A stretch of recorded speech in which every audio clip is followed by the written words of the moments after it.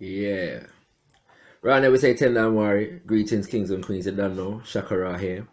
Um, a little bit later than scheduled, but we're following up and dealing with the Kwanzaa reflection for today. So stay tuned because we're gonna go in on the principle of the day. Yeah. If you were checking it out yesterday, I did a Kwanzaa reflection where just for the 7 days of Kwanzaa, we're gonna be taking care of reflecting on the principle of the day, and giving the idea of what the principle of the day means to man. As a part of Kwanzaa, reflecting on the principle and seeing how it applies to yourself as an individual or our people collectively is part of the ceremony. So I'm just taking the opportunity to do that live via the Facebook because it's one of the mediums for communicating with people this year. So before I get into the principle of the day, when I send a shout out to all the people that came down to the National Kwanzaa yesterday in Hackney, big up to all the organizations. Yeah, there's over 12 of them that organized this particular event. So I want to big up all of them who came down. It was a massive occasion yesterday. Big up the Bristol crew, Birmingham crew, big up the Manchester crew, High Wycombe, Leicester, Luton, and all kind of different things. All kind of different people was down there, kings and queens. So we give thanks for that. You know what I'm saying? Want to send a shout out to everyone that was, attended the event as well. And showed their love, you know what I mean? I did appreciate the hosting and give thanks for the positive feedback on the hosting. So as I explained yesterday, before I get into that, let me say as well, once again, I'm hosting again on the 30th of December, Alkebu-Lan Kwanzaa, yeah? Alkebu-Lan Kwanzaa, which is taking place on the 30th at the Water Lily Banqueting Hall. Yeah, for more information, check out alkebulan.org/Kwanzaa. Alkebulan is spelled ALKEBULAN.org/Kwanzaa. In fact, the link is actually in the video, so just check the top of the video for the link and we'll go into it. All right, so get into the principle of the day. The principle of the day of today, yeah, the second day of Kwanzaa, the second principle of the NGUZO SABA. NGUZO SABA meaning 7 principles. SABA meaning 7. NGUZO meaning principles. Is KUJICHAGULIA. Yeah, this is the tongue tie one. This is the one that people have most difficulty pronouncing. But it's a very, very beautiful African word spoken in Swahili, KUJICHAGULIA, which loosely translates as self-determination. Yeah, and as the definition goes, for Kwanzaa, the second day of the meaning of self-determination is to define ourselves, name ourselves, create for ourselves, and speak for ourselves instead of being defined, named, created for, and spoken for by others. I'm going to repeat that once again. To define ourselves, name ourselves, create for ourselves, and speak for ourselves instead of being defined, named, created for, and spoken for by others. Now, that's the original definition, yeah? If you are doing any research on Kwanzaa and you come across this definition, what you're going to get is a revised version of the definition, which takes off the end part. Yeah. So if you Google Kwanzaa now, what you're going to see for KUJICHAGULIA is just to define ourselves, name ourselves, create for ourselves, and speak for ourselves. And that's it. The original definition, like in the first book that was published on Kwanzaa by Maulana Karenga, he actually says the full definition is to define ourselves, name ourselves, create for ourselves, and speak for ourselves instead of being defined, named, created for, and spoken for by others. So the reason why man maintains the actual original definition is because I think that the second part is important, yeah, in terms of instead of being defined, named, created for, and spoken for by others. And the reason why I think that's important is because it reminds us of the fact that we are operating in the context of something that we call oppression. Yeah. We say that we say that we're an oppressed people. I prefer to say we're operating in the context of oppression, so that we put the emphasis on the context rather than our current state, because our current state is not oppression. Our current state is bigger than that. We're free people by nature. We're just an oppressed people by circumstance, if that makes sense. If I say the current state of oppression rather than the fact that the idea that we are an oppressed people, I hope people can understand the distinction there, kings and queens. Yeah, but for me, this is a very important principle, yeah. And in illuminating this thing, yeah, I'm gonna say that basically for me, when you look at self-definition, people define themselves according to their own culture, yeah. And that culture is what allows you to develop the definitions of yourself and your environment, and even other people. You understand what I'm saying? And I think one of the things why Kwanzaa is a beautiful celebration is that it's infinitely designed to reconnect African people to their culture, their way of life. Yeah. And so we have to define what culture is. You understand what I'm saying? Because really, you know, if we're going to talk about culture, we have to know what it is. But before I get to that point, yeah, one of the things that was done as a basic example to our people during the Ma'afa, which we call invasion, colonization, slavery, and neocolonialism, is that our names were taken from us. Yeah. And they didn't just take the names because they preferred their names. Yeah, they felt that John sounded better than Babatunde. It wasn't just that. It's about basically exercising the power of defining who you are. Yeah, I remember I met a sister from Zimbabwe once when we was you know, defending the people of Zimbabwe at certain events and them kind of things there against certain kind of foreign intrigue, and we had a whole event whereby different aspects and different people from Zimbabwe came to this event to teach and educate us on what's going on in Zimbabwe on the ground. And one woman, elder auntie, she said that she gave us a story of how she got her name. Yeah, and she got her name because one priest in Zimbabwe was walking through the hospital with a bowl full of names, or a hat full of names, and just taking out a piece of paper, yeah, and just throwing it into the various beds of the different babies that were born. That's how she got her name, yeah. And this priest was a European priest, a missionary from one European country. I can't remember the name, which country it was. But I say that to say, kings and queens, that it's like, that's a part of the oppressive experience, that the oppressor exercises the power of definition over you, yeah, exercises the power of definition, yeah, the power to define, yeah, who you are and your parameters of existence, yeah. And that's a very deep thing, because there is no African culture that I come across, no African nation, misnamed tribe that I come across that doesn't place a high importance on the meaning of names and how babies are born. So when an individual is exercising their power over you and thinks that they can choose to define you and name you via like these little, you know, haphazard processes, just dash a name in the cup. Yeah, that's how you know how deep these things go, kings and queens. All right. So definition, to define ourselves, name ourselves, create for ourselves, and speak for ourselves, instead of being defined, named, created for, and spoken for by others. And as I said, it's all about culture. Culture is what we use to define. Yeah. Now, growing up, I was taught that culture is the collective personality of a people manifested in their natural and complete way of life. Culture is the collective personality of a people manifested in their natural and complete way of life. Just like we have an individual personality, we have a collective personality that makes us be able to identify who we are. Yeah. And also, if we're observing other people, it enables us to observe who they are. Yeah, so for example, the example I always use is like, if you see Chinese culture, you know it's a Chinese culture. It looked like Chinese culture because the Chinese have developed their culture. They have a certain aesthetic that speaks to their culture, so you know what it is when you look at it. You know what it is when you see it, and they will tell you what it is. All right. Okay. Now, coming to the founder of Kwanzaa, he's got a definition of Kwanzaa, which I'm going to share for you because he is the founder, and his name is Maulana Karenga, for those who may not be aware.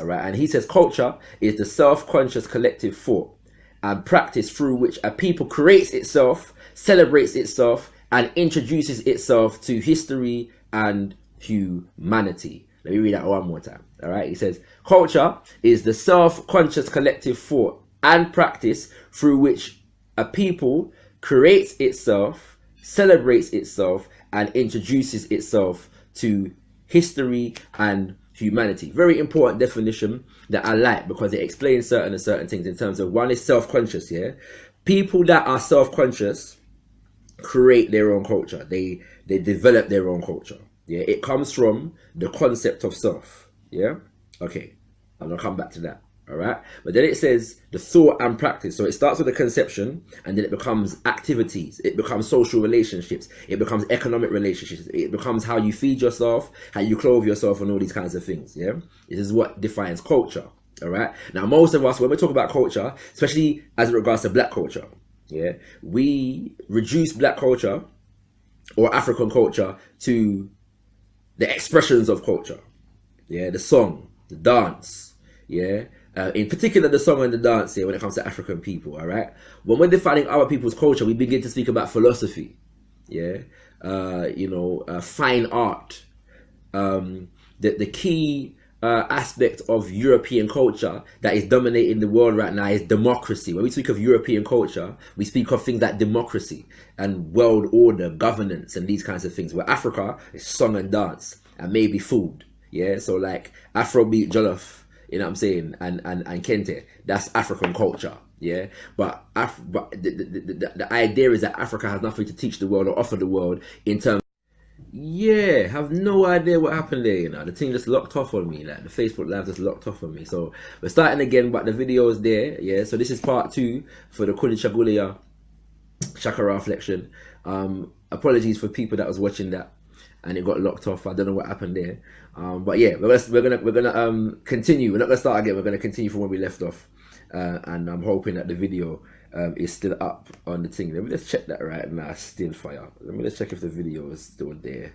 Otherwise, I'm gonna start again, which I don't really want to do because we got through a bit, and I don't even want to make these videos too long. Yeah. Let's see if the video is still there.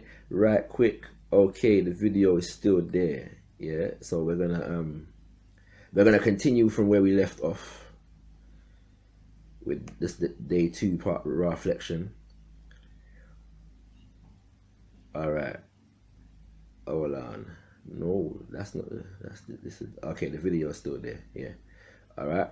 So let's go. So yeah. So as I was saying, yeah, democracy is the big idea that European culture tells us that it's bringing to the world, to the point whereby they're gonna go to wars. Yeah. With people because they don't have democracy. They're gonna go to war with people in the name of them not having democracy, and Europe, Britain, America trying to spread democracy around the world, which is a big nonsense. All right, but in the sense of the fact that we're dealing with KUJICHAGULIA, yeah, to define ourselves, name ourselves, create for ourselves, and speak for ourselves, yeah. Being self-conscious means that you're aware of yourself. All right, now the important thing here is that an oppressed people are not conscious of themselves. Oppressed people are conscious of their oppressor, yeah, and what the oppressor uses to define reality. Yeah, Maulana Karenga says, culture is the self-conscious collective thought and practice through which a people creates for itself, first and foremost. Oppressed people don't create for themselves, yeah, because they lack the self-consciousness. So if you're not conscious of yourself, you can't create for yourself, yeah. Celebrates itself. Oppressed people don't celebrate themselves, they celebrate their oppressors.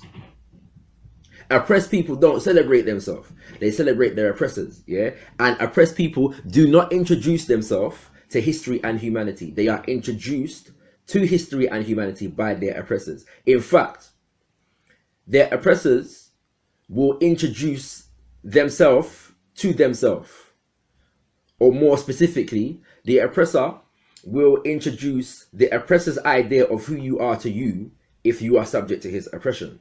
All right, so this is why coming through the experience of the Ma'afa, the collective experience of African people, this particular definition of KUJICHAGULIA, principle, sorry, should I say, of KUJICHAGULIA, self-determination, is fundamentally important. Yeah, it's fundamentally important because for too long we have allowed other people to define who we are. One example, nigger. Now, I'm not one of them guys, I don't say the N-word, yeah? If I'm going to say nigger, I'm going to say nigger, yeah? All right. But what I don't do is use nigger as a general reference, a generic reference for African people. That's what I don't do. The reason being is because nigger defines or describes a mentality and a state that the European attempted to subject African people to. Yeah, and if we look at it, when we were totally governed and defined by the European, and they gave us the designation of nigger, it was the designation that was given to us because we were in a degraded state, right, as enslaved people. Yeah, think about this now. Then now, through the various movements, yeah, whenever we've had a strong movement, we've rejected the definitions of our oppressors. Yeah, it doesn't matter what it was. Marcus Mosiah Garvey, we rejected the definitions of our oppressors. We said we were not just Negro, but African and black. And if you're going to use the word Negro, you have to use it with a capital N, not a small case N.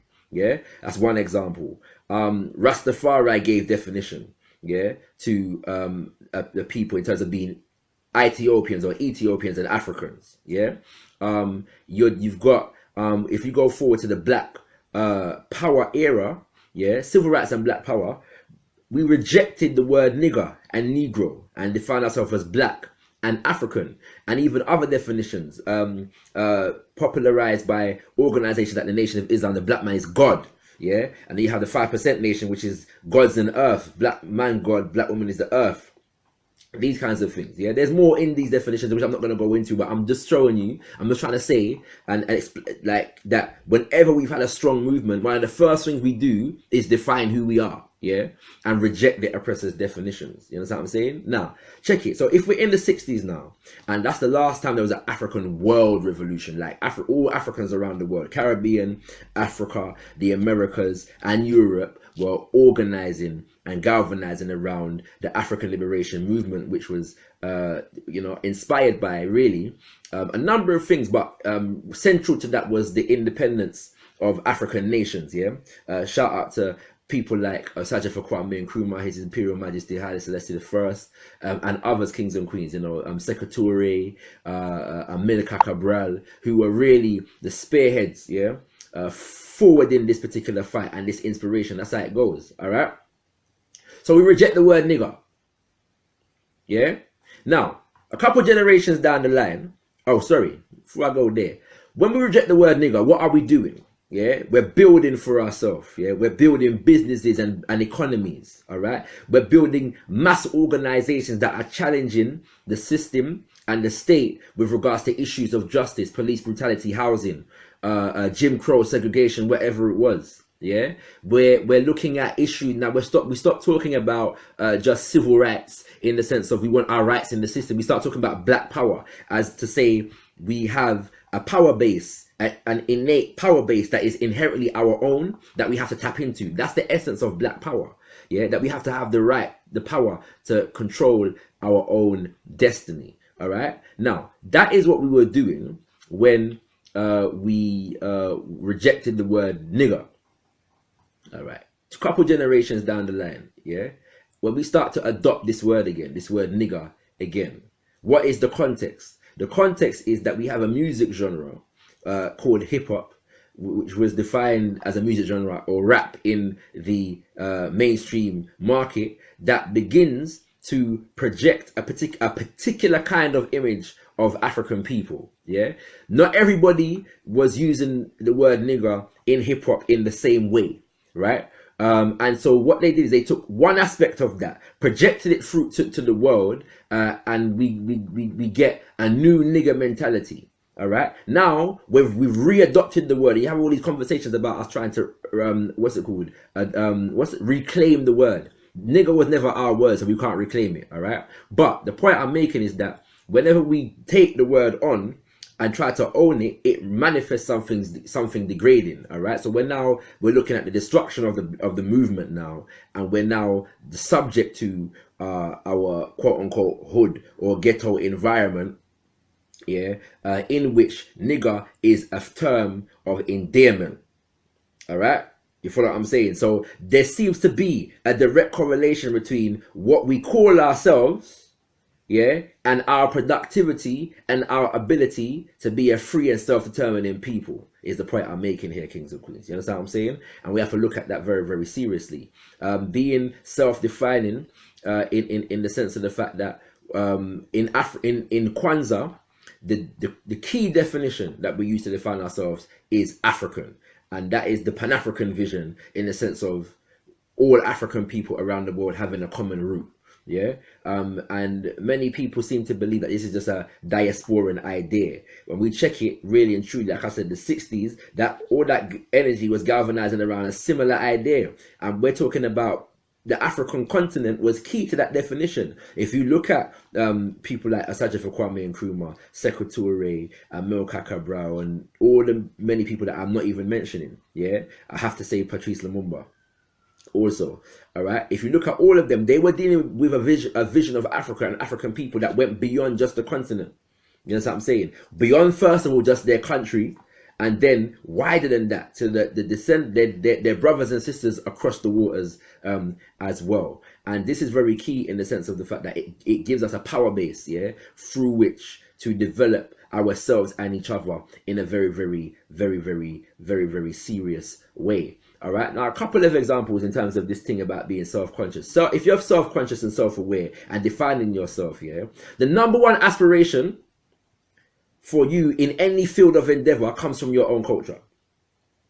So if you're an artist and operating within the principle of KUJICHAGULIA, self-determination, your highest aspiration is not to get a Grammy. If you're dealing with self-determination, because you understand that the Grammy is a social construct developed by the corporate structure, which has been historically oppressive to your people and your culture. It has attempted to co-opt your culture for its own benefit. So your number one aim, your highest goal cannot be, yeah, to seek accolades of achievement in that culture and that system, if you know it to be oppressive to you. If we're a self-determining people, if you're a actor, same, yeah. The highest aspiration for a self-determining people cannot be to win the Oscar, yeah. In an institution called Hollywood that got its start with a film called Birth of a Nation that was degrading to African people. Self-determination means that we have to define and apply our own definitions of success and achievement. So I'm not just successful because I'm a doctor. I'm successful because I've become a doctor and I'm now using this gift as a service to help the development of my community. Yeah, I'm not just successful because I'm a lawyer in and of itself. I'm a lawyer and I'm helping to fight the injustices in the criminal justice system with regards to young African people. Yeah, that's a self-determining application of career and profession in that regard. And what this system is designed to do is keep us locked in a box whereby all our goals, all our aspirations are defined by them. Yeah. So once again, kings and queens, this is the reason why Kwanzaa is such an important celebration, because it focuses us on things like being able to define ourselves. And lastly, I'm going to say this, that in this society, we're being encouraged more and more to accept a British identity and nothing more. Yeah, more and more young people, and apparently like over half, I've heard statistics of like 70-something%, yeah, of young black people in this country, young African Caribbean people in this country now define themselves as British. Yeah. And if we look at what British culture is in an era where British culture is becoming more and more right wing, and if we look at what British culture is and what it stands for in relation to Africa and African people, then we realize that there must be something. We have to question the effect of young black people referring to themselves and defining themselves, yeah, as British, or adopting the definition of British that is given to us by the society. You understand what I'm saying? It's a liberating thing when we're able to define ourselves via our own culture, via our own historical context, and not become absorbed into someone else's identity, especially if that identity has been oppressive to your ancestors, to your culture, and to your people at large, kings and queens. So that's my little reflection. Had to do it in 2 parts because the video is stuck upon me. So I don't know what happened there, kings and queens, but we're working with it still. So check out, if this is part 2, if you haven't watched part 1, do check out part 1. And share your thoughts with me. Feel free to comment on the video. If there's anything you think I missed out, we'll continue to reason. Like I said, I don't want to make these videos too long. But yeah, Alkebu-Lan Kwanzaa, Friday the 30th of December. Alkebu-Lan.org/Kwanzaa. The link is in the video still. I look forward to seeing you there. The best way to learn how to celebrate Kwanzaa is to celebrate it, practically speaking. Right now we say, Tenda Mwale.